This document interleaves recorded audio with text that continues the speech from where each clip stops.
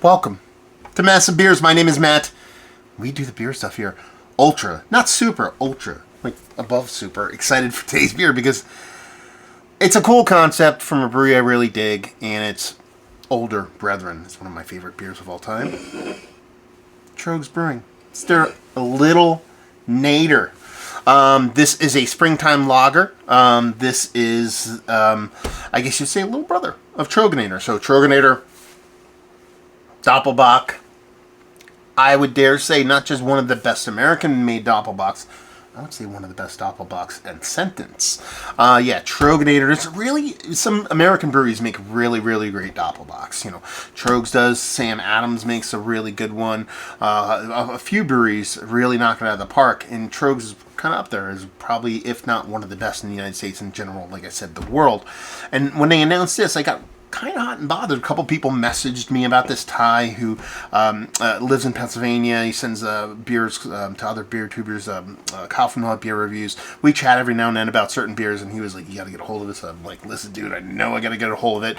And it's just been kind of this weird little like thing where I think a lot of people are really anticipating something really, really good from Tröegs. Not a surprise there because they're a really good brewery, but you're talking about a springtime lager. You're talking about a Springbock, is what I'm assuming this is, because it is a Little Nator. Itty bitty version of Tröegs. So what does it say in the can here? It says Tröegs Independent Brewing, Little Nator Springtime Lager, independently crafted and family owned. It says here Pilsner and caramel malt, serve in lager glass. I think that applies. Malt, Pilsner, caramel, spring seasonal, hops traditional, Eldorado, and Hersberger. Okay, Eldorado. Okay. Dive into this marvel that is Little Nator. Simple but complex, contemporary and classic, this rascally cousin of our revered Tröegs. We built this beer using the best malts and techniques for a crisp finish with a touch of hops, layered with notes of citrusy bread, stone fruit, delicate floral hops. It's a lager lover's way to usher in the changing seasons. Do we get a date in the can here? So it says freshest by 5/21/24. Today is the... What is it? Today is the... Come on, give me a date. The 10th of February. I'm guessing they're putting 6 months on this now, because then that means this is probably canned in December. I think it was probably January 21st is when this was canned, is my guess. So 5 months, I guess they're putting on this. Anyway, 4 months. Then that would make sense. Anyway, we're going to dive in and see what's what. Label-wise, what Tröegs does nowadays. I mean, their label design has changed a couple different times over the years. Not hating on it. Definitely know it's Tröegs from a distance, which is very... Ooh.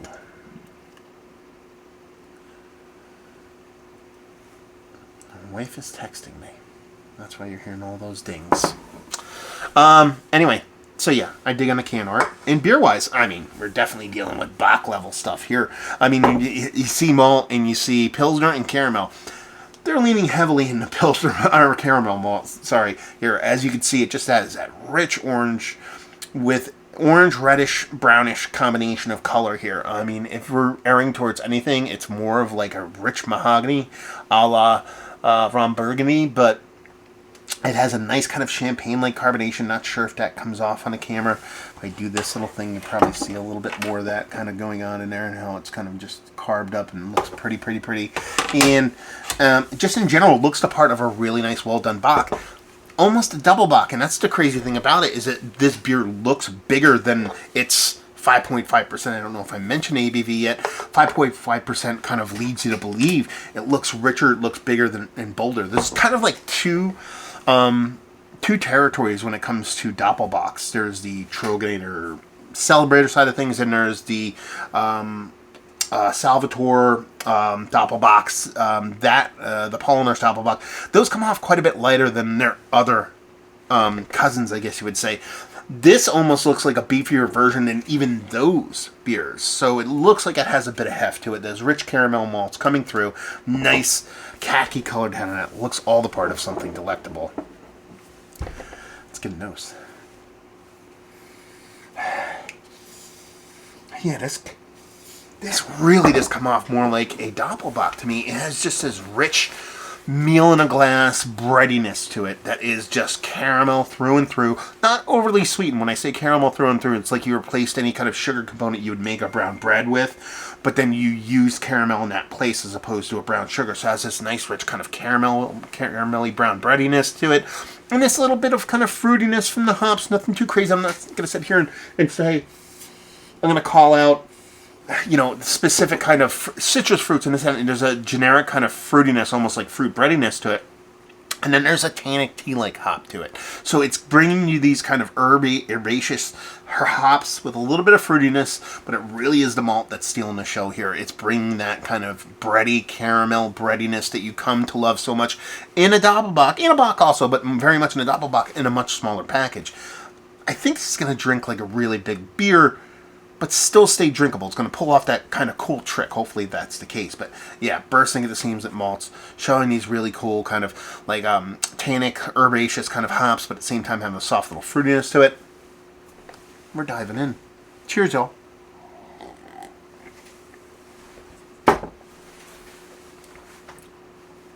That's delicious. That is...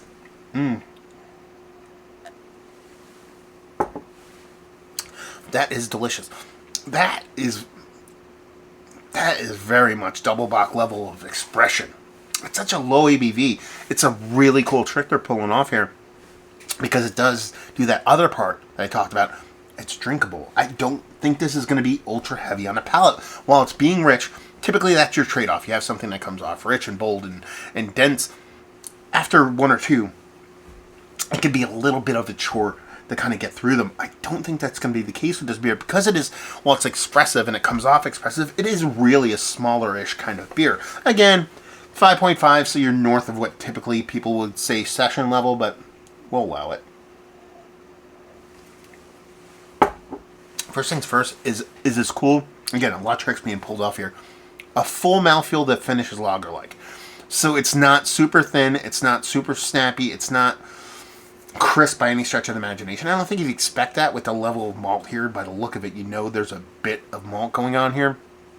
But it has this softness that I very much, as a prerequisite for double bocks and some bigger bocks. But at this low ABV, it's quite impressive to get that mouthfeel out of it. The hop side of things. Again, we're still digging into this kind of tannic-like hoppiness. Doesn't come off as fruity as they lead you to believe on the can. At least for me, it doesn't. But there is this kind of soft little fruitiness to it. Almost like you put a little bit of cherry jam or a raspberry jam, something along those lines, in the bread mixture when you're going to bake that rich caramel-based kind of brown bread. Almost getting to like pumpernickel level kind of richness. But it really is the malt is the star of the show here. I mean, it is rich. Not even close to being overly sweet, but it tricks you into thinking it's a little bit desserty. Again, that caramel thing coming through.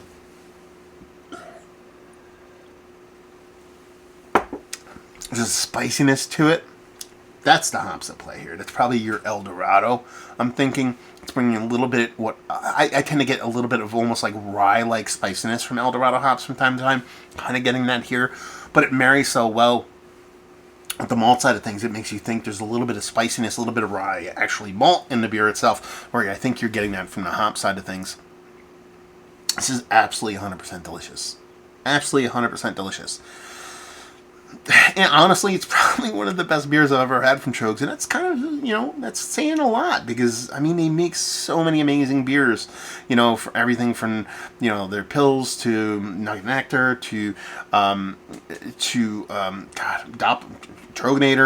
Barrel Aged Tröegs. Holy crap, the original first one, that's something amazing. And it just makes so many different beers that, the new Hopera, stuff like that. They're just such... Growing up in beer-wise, at least in Pennsylvania, Tröegs has always been there. Always been a brewery that I've always drank. Probably always a brewery that I've taken for granted, probably a little bit. Moving out to here in New Jersey, still get their stuff, but it's not like omnipresent. So it's one of those things where it's just a little bit more kind of, I don't know. Not that you miss what you don't have kind of thing, but a little bit of that going on. Like, I had to go over to PA to get this. It probably arrive in New Jersey, but I heard people enjoying the crap out of it, and I had to get some for myself. So I dipped over to PA, picked it up, and they had 2 options: a 6-pack of bottles or a 12-pack of cans. I think I made a wise decision here. So yeah, honestly, if you're into Maybach's My Box, but you really do like Doppelbocks, and you want something that gives you a Doppelbock level of expression, mouthfeel, the whole 9, but in a smaller drinkable package, you're going to be ultra hard-pressed to find something better than this. This is cream of the crop, Mount Rushmore level, malt forward, low ABV-ness. Box. Lager. Darker lager, richer lager, I don't know what you want to call it. Mount Rushmore status, yes. Value and availability, $20 for a 12er all day. And leave you with, if you like what we like this. Box.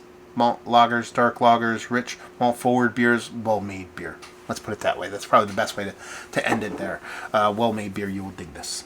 So there you go. A little bit of a little Nator up in this piece. I actually debated on whether to do this as a side-by-side with Tröegs. I think it's a cool experiment to do. I'm sure other people will do it. But I just wanted to taste it on its own merits, and yeah, I'll be ripping this for a while. Tröegs, have you been in the brewery? I've been there multiple times. Have you had a bunch of the beers?